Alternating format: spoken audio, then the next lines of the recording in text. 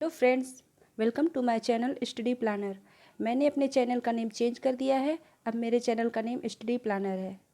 आज इस वीडियो में मैं बताऊंगी पर्यावरण से रिलेटेड मोस्ट इम्पॉर्टेंट एक्ट्स के बारे में। तो वीडियो को पूरा देखें, लास्ट तक देखें। जो एग्ज़ाम्स में पूछे जाएंगे बस उन्हीं को बताया है मैंने, तो अच्छी तरह से याद करना ज़रूरी है। बुक्स में जैसे चैप्टर वाइज दिया गया है वैसे नोट्स नहीं बनाने हैं। बुक्स के अकॉर्डिंग तो आपने देखा ही होगा कि एनवायरनमेंट कोई छोटा सब्जेक्ट नहीं है, बहुत ही लेंथी सब्जेक्ट है। इस तरह से आप एक ही सब्जेक्ट तैयार करते रह जाएंगे। तो पढ़ना क्या है, नोट्स कैसे बनाने हैं, जैसे मैं बता रही हूँ वैसे ही लिखते चलें, छूटेगा कुछ नहीं। सब कुछ पढ़ेंगे, बस चैप्टर आगे पीछे रहेंगे। और जो भी मैं जितनी बार बताऊंगी, जैसे पिछली वीडियो में कुछ बताया मैंने और वही दूसरी वीडियो में कुछ पॉइंट दोबारा बताए हैं, तो आपको दोबारा उसे ज़रूर लिखना है। ये नहीं कि ये तो पहले मैंने लिख लिया है, दोबारा इसे ना लिखें। उसे लिखना ज़रूरी है। फिर से वही बता रही हूँ, फिर भी आपको लिखना है। तो ये समझ लें कि ऐसा नहीं करना कि आप उसे दोबारा ना लिखें। इससे फ़ायदा क्या होगा ये भी बताऊँगी आपको। फ़िलहाल वीडियो को स्टार्ट करते हैं। पर्यावरण से संबंधित अधिनियम। तो पर्यावरण से संबंधित अधिनियम, पहला पॉइंट है कीटनाशक अधिनियम। कीटनाशक अधिनियम कब बनाया गया? तो ये 1968 में, कीटनाशक अधिनियम 1968 में बनाया गया। और डीडीटी डाइक्लोरो डाइफेनिन ट्राइक्लोरो कीटनाशक, इस पर रोक लगाई गई। दूसरा है 2,4-D खरपतवार नाशक। दोनों ही बहुत ही इम्पॉर्टेंट हैं। डीडीटी डाइक्लोरो डाइफेनिन ट्राइक्लोरो कीटनाशक और दूसरा है 2,4-D खरपतवार नाशक। दोनों ही याद रखना है। 2,4-D पहले से नहीं पढ़ा होगा आपने, तो इसे याद कर लीजिए, बहुत ही ज़रूरी है। इन दोनों से ही जल, वायु तथा मृदा प्रदूषण होता है। डीडीटी से और 2,4-D से, दोनों से ही जल प्रदूषण, वायु प्रदूषण और मृदा प्रदूषण तीनों ही फैलते हैं। तो कीटनाशक अधिनियम 1968 में बनाया गया और इन कीटनाशकों पर रोक लगाई गई। अगला पॉइंट है वन्यजीव संरक्षण अधिनियम 1972 में बनाया गया। तो कब बनाया गया वन्यजीव संरक्षण अधिनियम? वन्यजीव संरक्षण अधिनियम 1972 में बनाया गया और 1 अप्रैल 1973 को प्रोजेक्ट टाइगर की शुरुआत हुई। बस जैसे लिखा हुआ है ऐसे ही लिखते चलना है, इससे आपको पढ़ने में आसानी होगी, याद करने में भी आसानी होगी। तो वन्यजीव संरक्षण अधिनियम 1972 में यह अधिनियम बना और 1 अप्रैल 1973 को प्रोजेक्ट टाइगर की शुरुआत हुई। कहाँ से शुरुआत हुई? तो Jim Corbett National Park Uttarakhand में। Jim Corbett National Park Uttarakhand में शुरुआत हुई। ये भारत का पहला और सबसे बड़ा राष्ट्रीय पार्क है। तो वन्यजीव संरक्षण अधिनियम 1972 में यह अधिनियम बना और 1 अप्रैल 1973 को प्रोजेक्ट टाइगर की शुरुआत हुई जिम कॉर्बेट नेशनल पार्क से। और जिम कॉर्बेट नेशनल पार्क कहाँ पर है? तो ये उत्तराखंड में है। इसकी स्थापना कब हुई थी? तो इसकी स्थापना 1936 में हुई थी। ये यहाँ पर लिखा नहीं है, लिख लीजिए इसको। 1936 में इसकी स्थापना हुई थी। राष्ट्रीय पार्क है। तो ना, ये भी कभी कभी पूछ लेता है कि स्थापना कब हुई थी, तो इसको लिखना ज़रूरी है, नोट कर लीजिए। 1936 में इसकी स्थापना हुई थी जिम कॉर्बेट नेशनल पार्क की।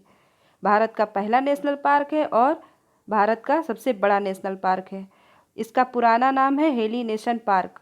पुराना नाम भी याद रखें, Hailey Nation Park. Jim Corbett National का पुराना नाम हेली नेशन पार्क है। वन्यजीव संरक्षण अधिनियम 1972 में बना और 1 अप्रैल 1973 से प्रोजेक्ट टाइगर की शुरुआत हुई। जब वन्यजीव संरक्षण अधिनियम बना उसी के बाद एक साल के बाद 1 अप्रैल 1973, तो 72-73 दोनों याद रखें। 1972 में अधिनियम बनाया गया और 1 अप्रैल 1973 को प्रोजेक्ट टाइगर की शुरुआत हुई। अगला जल प्रदूषण निवारण एवं नियंत्रण अधिनियम।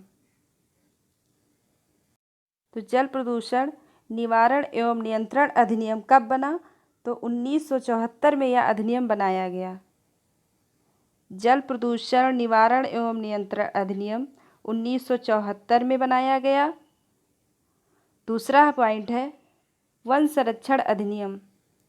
तो वन संरक्षण अधिनियम कब बनाया गया? तो वन संरक्षण अधिनियम 1980 में बनाया गया। तो जल प्रदूषण निवारण एवं नियंत्रण अधिनियम 1974 हो जाएगा। पहले जल हो जाएगा, जल होंगे तो वन होंगे, इस तरह से रिलेटेड करके आप इसको याद रख सकते हैं। और ऐसे ही लिखना भी है आपको, जल प्रदूषण निवारण एवं नियंत्रण अधिनियम 1974 में, उसके बाद आ जाएगा वन संरक्षण अधिनियम 1980 में। अगला पॉइंट है वायु प्रदूषण निवारण एवं नियंत्रण अधिनियम। तो वायु प्रदूषण निवारण एवं नियंत्रण अधिनियम कब बनाया गया? तो वायु प्रदूषण निवारण एवं नियंत्रण अधिनियम 1981 में बनाया गया। देखिए, पहले जल प्रदूषण निवारण नियंत्रण अधिनियम 1974 में हो जाएगा, उसके बाद 1980 में आ जाएंगे तो वन आ जाएंगे, उसके बाद जब वन होंगे तो वायु होगी, वायु प्रदूषित होगी तो उसके लिए अधिनियम बनेगा। तो अधिनियम कब बनाया गया? 1981 में बनाया गया। तीनों ही ऊपर से नीचे तक ऐसे ही लिखे हुए हैं कि आपको आसानी से याद हो जाए। तो पहला जल प्रदूषण निवारण नियंत्रण अधिनियम ये याद हो जाएगा। जब ये याद हो जाएगा 1974 में बना था, तो दूसरा याद आएगा आपको, जब जल होगा तभी पेड़ होंगे, नहीं तो सूख जाएंगे, तो वन संरक्षण आ जाएगा। तो 1974 के बाद 1980 याद रखना है आपको। तो 1980 में वन संरक्षण अधिनियम हो जाएगा। उसके बाद में आ जाएगा वायु प्रदूषण निवारण एवं नियंत्रण अधिनियम। तीनों ही आ जाएंगे, एक एक करके याद आते आ जाएंगे आपको सही से। तो 1974 में जल प्रदूषण निवारण एवं नियंत्रण अधिनियम, और वन संरक्षण 1980 में, और फिर तीसरा वायु प्रदूषण 1981 में। 1974, 1980 और 1981 तीनों आपस में जुड़े हुए हैं। जल प्रदूषण, उसके बाद में वन संरक्षण अधिनियम, उसके बाद में वायु प्रदूषण निवारण एवं नियंत्रण अधिनियम। अगला पॉइंट है पर्यावरण संरक्षण अधिनियम कब बनाया गया? तो पर्यावरण संरक्षण अधिनियम 1986 में बनाया गया। 1986 में वायु प्रदूषण हो गया, वायु प्रदूषण के बाद आ गया पर्यावरण। अगला पॉइंट है जैव विविधता अधिनियम। तो जैव विविधता अधिनियम कब बनाया गया? जैव विविधता अधिनियम 2002 में बनाया गया। 2002 में यह अधिनियम बनाया गया। और सर्वाधिक जैव विविधता कहाँ पाई जाती है? ये क्वेश्चन बहुत बार पूछा जाता है, तो इसे नोट कर लें, साइलेंट वैली केरल में। साइलेंट वैली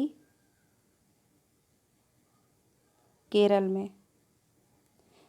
सर्वाधिक जैव विविधता केरल में साइलेंट वैली में पाई जाती है। दोनों ही पूछ लेता है, कभी कभी पूछता है कि साइलेंट वैली कहाँ है, किस राज्य में है, तो केरल में। और सर्वाधिक जैव विविधता कहाँ पाई जाती है? तो वो साइलेंट वैली में पाई जाती है। और जैव विविधता अधिनियम कब बना? तो ये 2002 में बना। आगे बढ़ते हैं, अगला पॉइंट है राष्ट्रीय हरित न्यायाधिकरण। तो राष्ट्रीय हरित न्यायाधिकरण बना 2010 में। 2010 में राष्ट्रीय हरित न्यायाधिकरण NGT। नीचे आपको ये 3 पेड़ दिखाई दे रहे होंगे, ऐसे ही बना लेना है आपको पेन से, इससे याद करने में आसानी रहेगी। वन संरक्षण अधिनियम हो जाएगा यहाँ पर, और ये 1980 में बना था, तो ऐसे ही बना ले, इससे आपको याद रहेगा। वन संरक्षण अधिनियम 1980 में, ये वाला। आगे बढ़ते हैं, अगला है पर्यावरण और भारतीय संविधान। तो इससे क्या संबंध है और क्या है इसके बारे में संविधान में प्रावधान, इसको देख लेते हैं। तो पर्यावरण और भारतीय संविधान में पहला पॉइंट है अनुच्छेद 21। अनुच्छेद 21A, ये बहुत इम्पॉर्टेंट है, बिल्कुल इसको आप हमेशा याद रखा करें, भूलना ही नहीं है आपको। इसको बार बार पढ़ने की भी ज़रूरत ना पड़े, इस तरह से इसे याद कर लें। इसको हमेशा ही याद रखें, अनुच्छेद 21A, क्योंकि ये बहुत इम्पॉर्टेंट है, बहुत बार हर बार पूछा जाता है। तो ये संबंधित है 6 से 14 वर्ष तक के बच्चों को निःशुल्क शिक्षा का अधिकार अधिनियम 2009 में पारित हुआ और लागू हुआ 2010 में।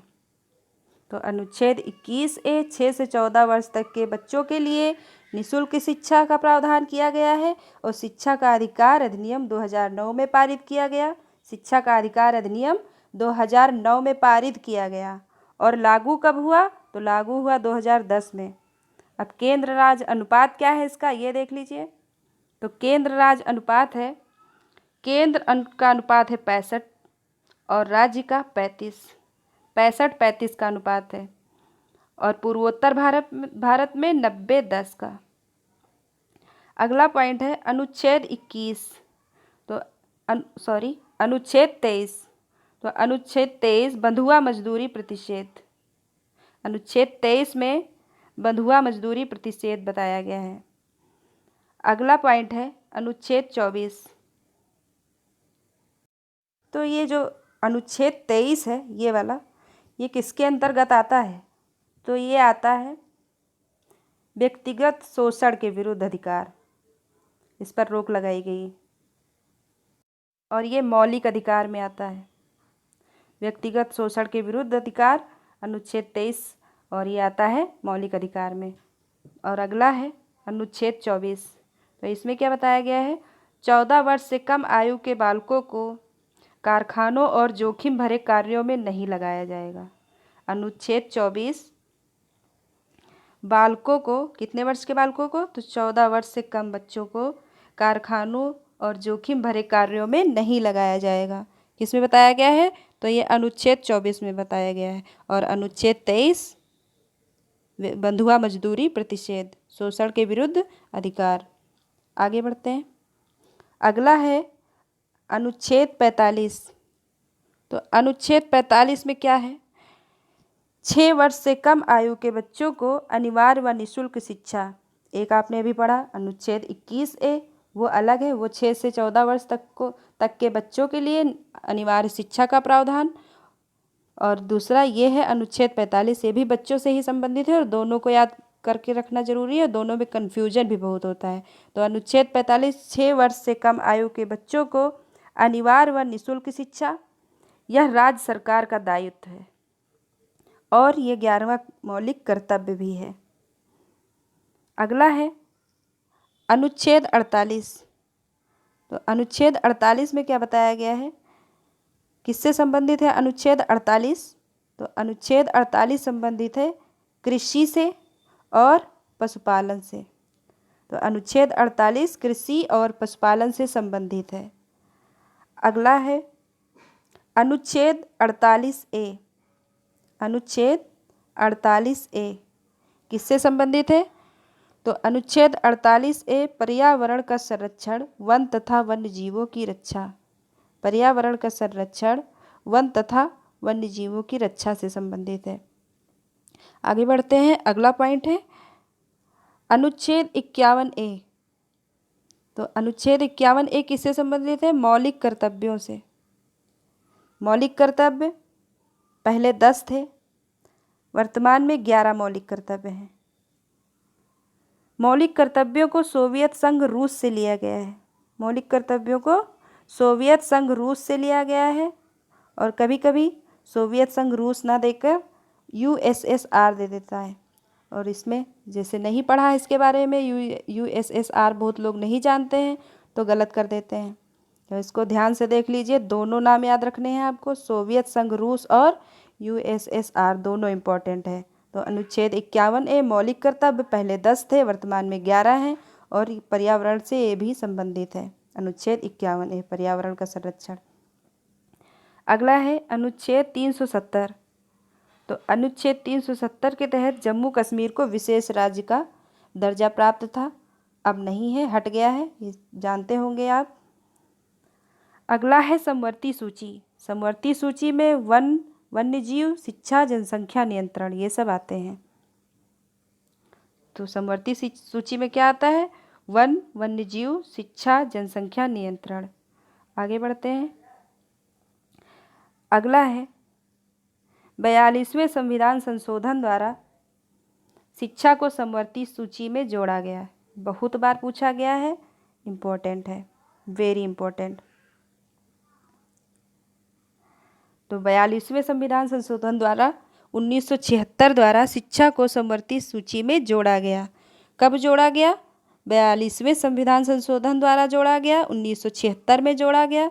किस संविधान संशोधन द्वारा जोड़ा गया? तो 42वां संविधान संशोधन हो जाएगा। कब जोड़ा गया? तो 1976 में जोड़ा गया शिक्षा को समवर्ती सूची में। समवर्ती सूची जानते होंगे आप लोग, एक केंद्र सूची होती है, राज्य सूची और समवर्ती सूची। तो समवर्ती सूची में, समवर्ती सूची राज्य और केंद्र दोनों का ही विषय होता है। तो 42वें संविधान संशोधन द्वारा शिक्षा को समवर्ती सूची में जोड़ा गया। आगे बढ़ते हैं। अगला है प्रमुख पर्यावरणविद कौन कौन से हैं देख लेते हैं। तो पहले हैं रविंद्र कुमार सिन्हा।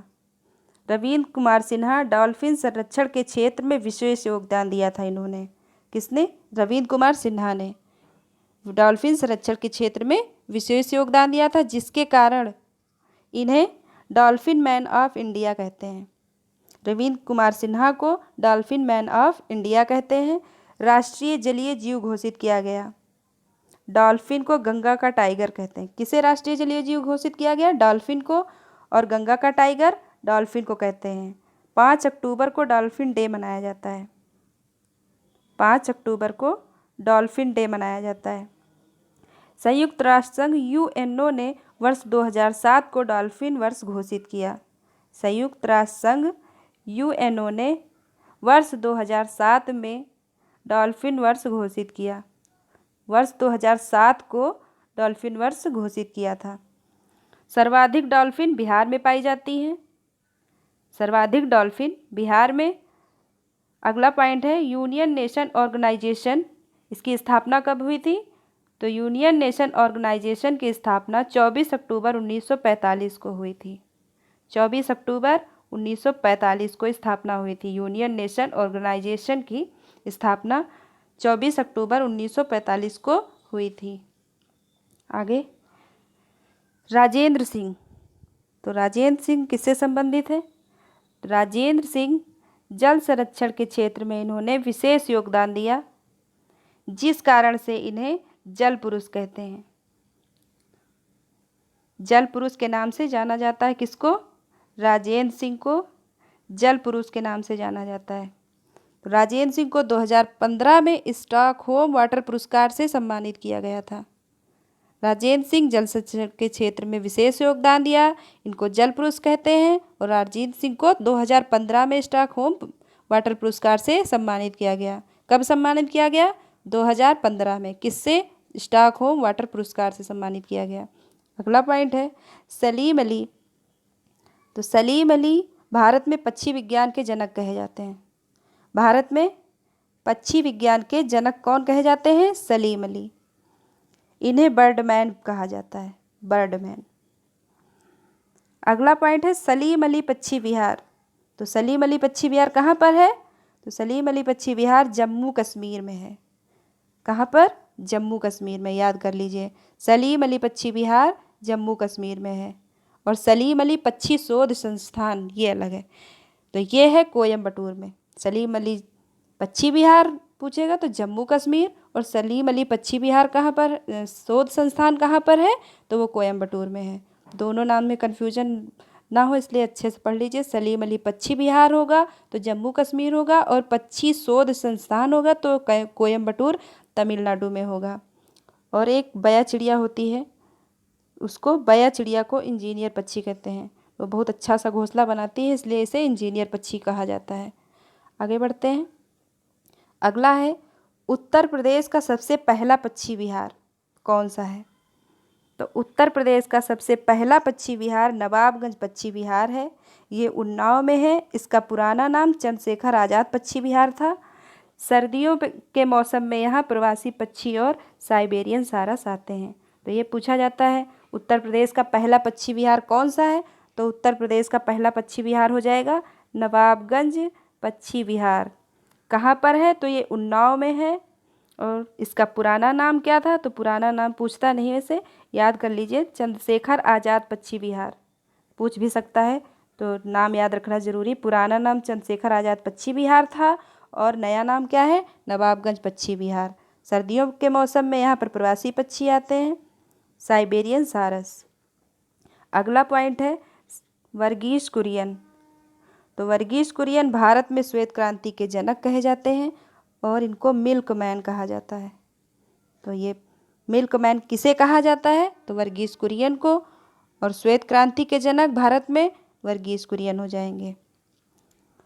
अगला पॉइंट है नॉर्मन बोरलॉग। नॉर्मन बोरलॉग विश्व में हरित क्रांति के जनक। नॉर्मन बोरलॉग विश्व में हरित क्रांति के जनक, और इनके नाम पर एक पुरस्कार दिया जाता है बोरलॉग पुरस्कार। वो पर्यावरण के क्षेत्र में दिया जाता है, कृषि के क्षेत्र में दिया जाता है। इम्पोर्टेंट है बोरलॉग पुरस्कार, तो लिख लीजिए इसको बोरलॉग बोरलॉग पुरस्कार।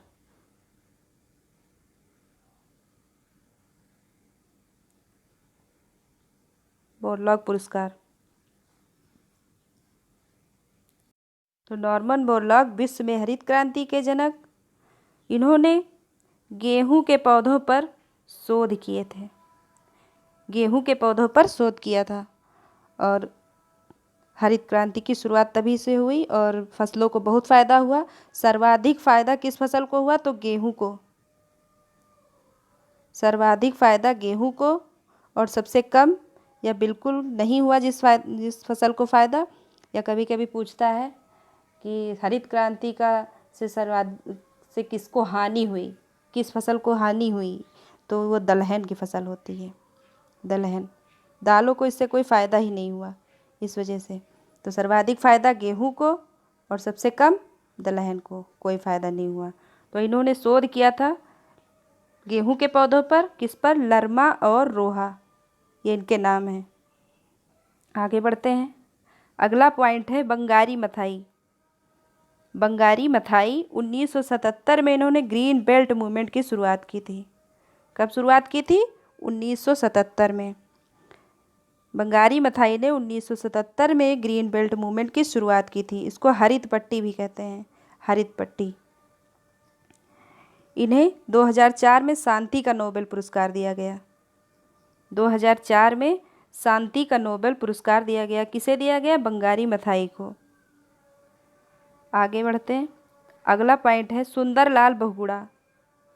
सुंदरलाल बहुगुणा किससे संबंधित है? तो सुंदरलाल बहुगुणा चिपको आंदोलन से संबंधित है।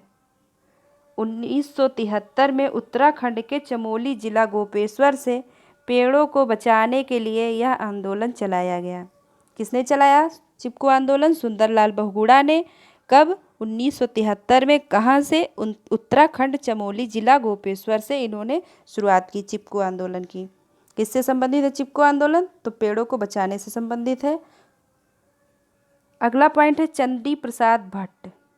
तो चंडी प्रसाद भट्ट किससे संबंधित है? तो ये सुंदरलाल बहुगुणा से जुड़े हुए हैं। सुंदरलाल बहुगुणा के साथ मिलकर चिपको आंदोलन चलाया था।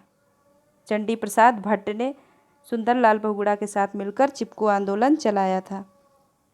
अगला पॉइंट है गौरा देवी। गौरा देवी रैड़ी गांव से हैं, चिपको आंदोलन से संबंधित हैं। गौरा देवी रैड़ी गांव से चिपको आंदोलन से संबंधित है। सीटेट में पूछा गया है ये, सीटेट में। आगे बढ़ते हैं। अगला पॉइंट है पांडुरंग हेगड़े। इन्होंने वृक्षों को काटने से बचाने के लिए कर्नाटक में अपिक्को आंदोलन चलाया था। किसने चलाया था अपिक्को आंदोलन? पांडुरंग हेगड़े ने। कहाँ से चलाया था? तो ये कर्नाटक से। कब चलाया था? 1983 में। पांडुरंग हेगड़े ने वृक्षों को काटने से बचाने के लिए कर्नाटक में अपिक्को आंदोलन चलाया था।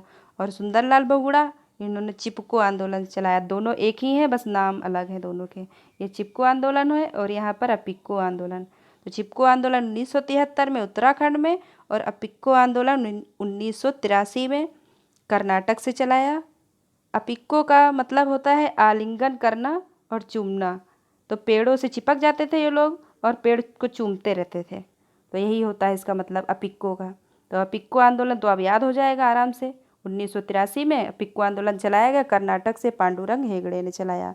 अगला पॉइंट है अर्नेस्ट हैकेल। तो अर्नेस्ट हैकेल विश्व में पारिस्थितिकी के जनक कहे जाते हैं। तो विश्व में पारिस्थितिकी के जनक कौन कहे जाते हैं? Ernest Haeckel. Father of ecology कहा जाता है इनको। फादर ऑफ इकोलॉजी कौन है? Ernest Haeckel. आगे बढ़ते हैं। हाँ, विश्व में पारिस्थितिकी के जनक ये जरूर याद रखिएगा, अर्नेस्ट हैकेल विश्व में पारिस्थितिकी के जनक, फादर ऑफ इकोलॉजी कहा जाता है। आगे बढ़ते हैं। अगला है रामदेव मिश्रा। रामदेव मिश्रा भारत में पारिस्थितिकी के जनक कहे जाते हैं।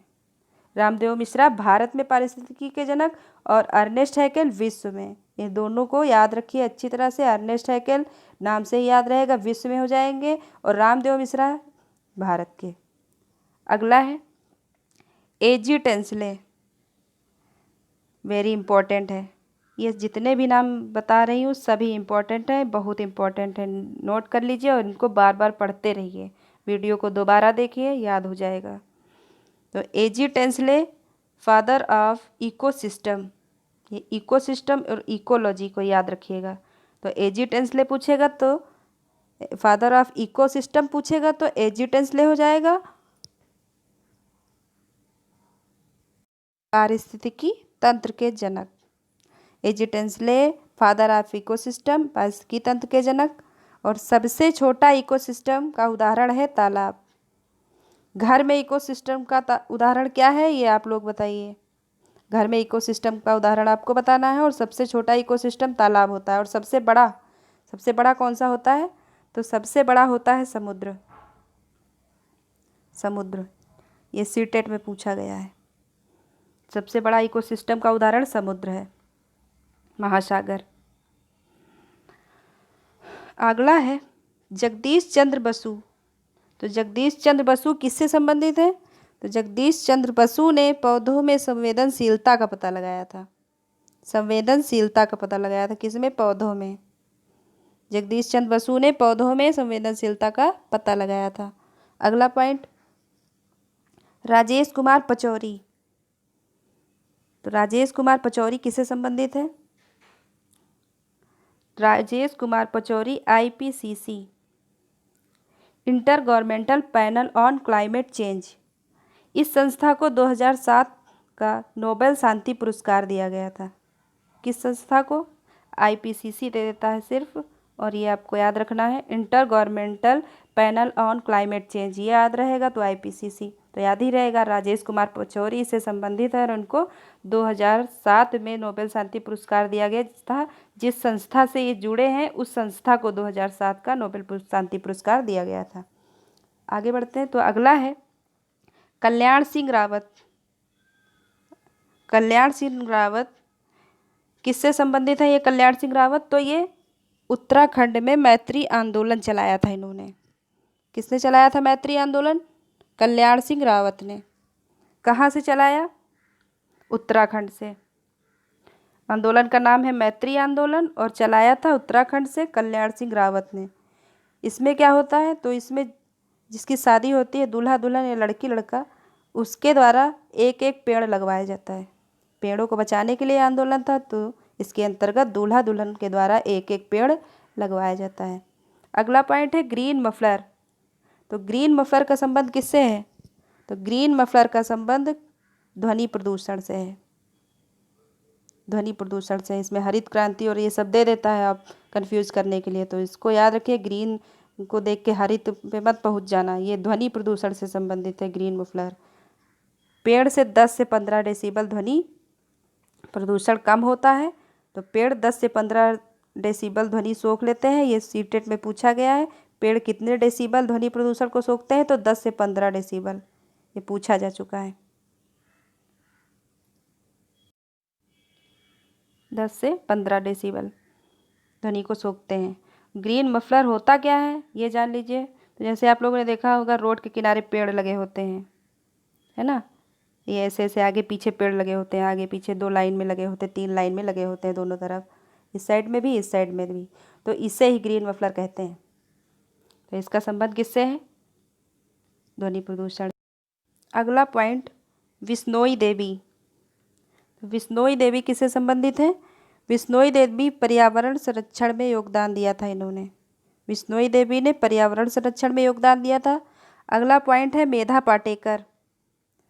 तो पर्यावरण संरक्षण में योगदान दिया था मेधा पाटेकर ने और नर्मदा बचाओ आंदोलन चलाया था। तो नर्मदा बचाओ आंदोलन किसने चलाया था? मेधा पाटेकर ने। कौन सा आंदोलन? नर्मदा बचाओ आंदोलन। एक बात और, बुक्स नहीं है आपके पास तो उसके लिए मैं जल्दी ही बताऊंगी कौन सी बुक्स लेना है। वैसे तो बुक्स की ज़रूरत है लेकिन इतना ज़्यादा नहीं, क्योंकि नोट्स बना रहे हैं। अगर आपके पास पहले से नोट्स है थोड़े बहुत और बुक्स हैं पहले से होंगी ही आपके पास, तो उनसे पढ़िए और जो ज़रूरी हैं उनके लिए बात करेंगे। तो इस वीडियो में बस इतना ही। मिलते हैं नेक्स्ट वीडियो में। तब तक के लिए bye bye friends and thank you watching this video.